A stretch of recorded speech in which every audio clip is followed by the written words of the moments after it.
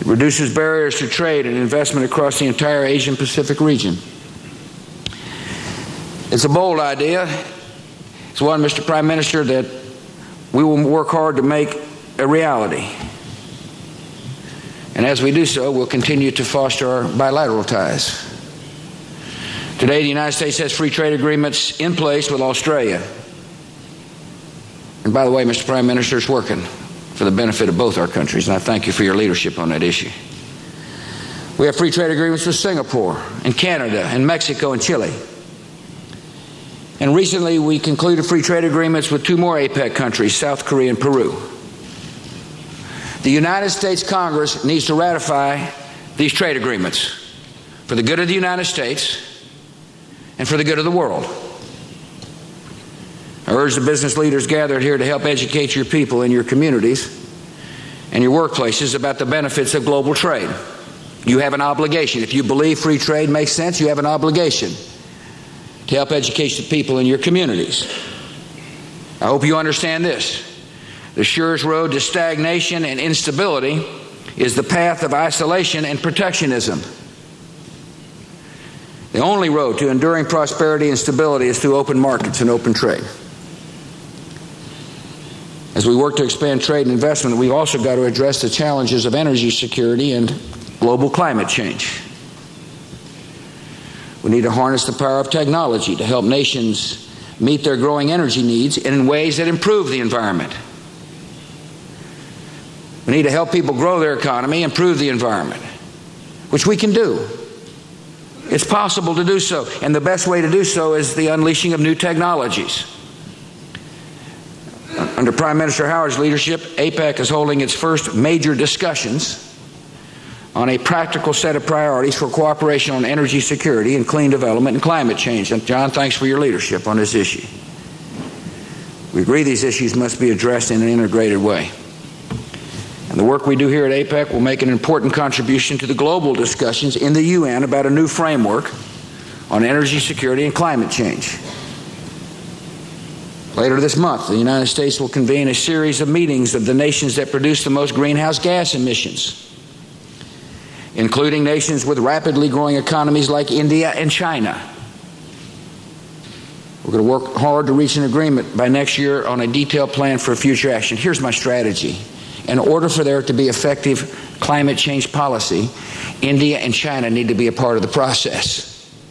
In order to get them in the process, they have to be included in setting international goals. And the process is beginning here at APEC. I told you I believe technology is going to help solve our energy dependence issues here. I noticed you signed a significant contract with China. Obviously, you're not dependent on energy. We are. That'd be energy from overseas. And so, and we take climate change seriously in America. Since I've been president, we've invested nearly $12 billion in government-sponsored research in energy technology. I believe that's a proper use of taxpayers' money to invest in serious research and development. But interestingly enough, the private sector is also responding in the United States. There's a lot of venture capital going into different forms and different styles and different types of energy, as well as a good policy when it comes, good investment when it comes to climate change. As a result of our efforts, the United States economy grew last year, and we reduced greenhouse gas emissions.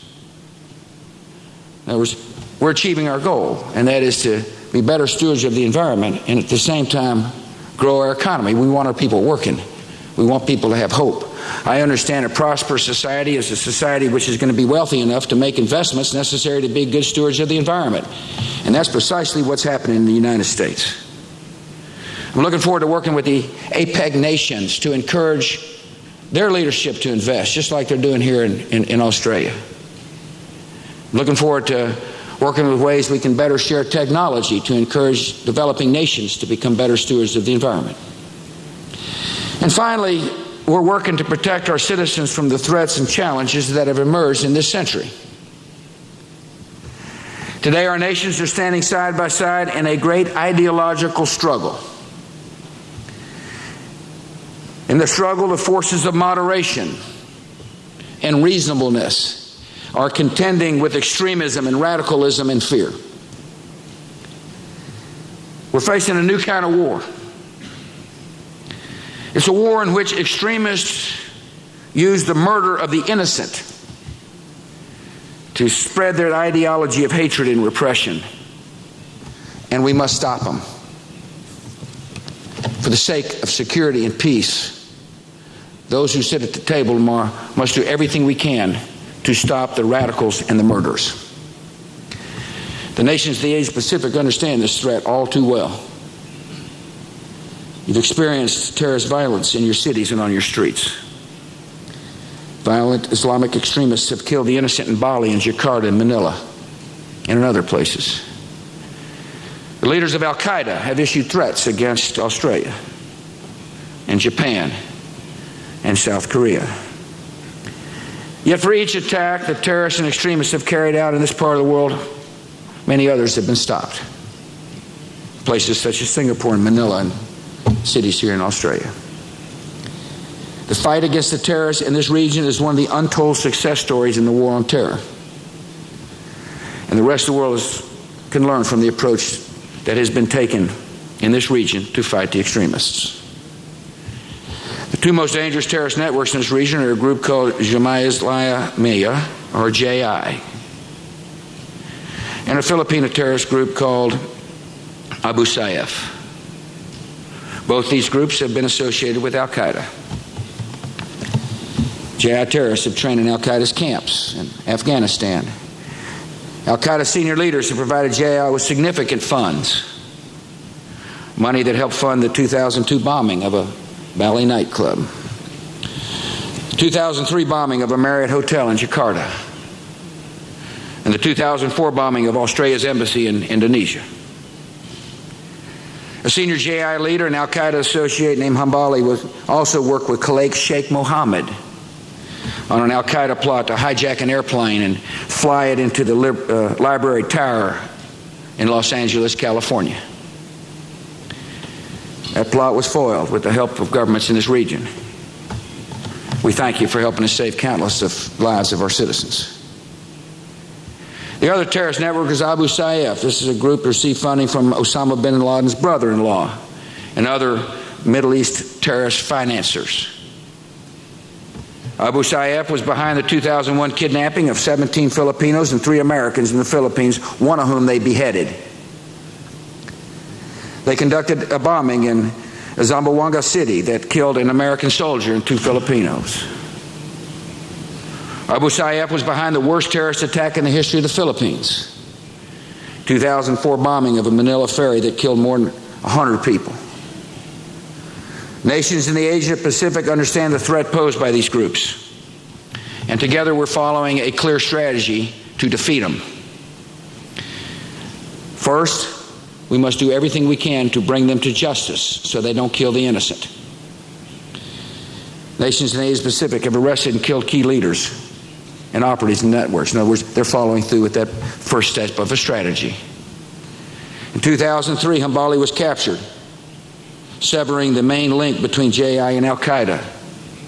A few months ago, Indonesian forces tracked down and captured JI's acting emir and JI's top military commander.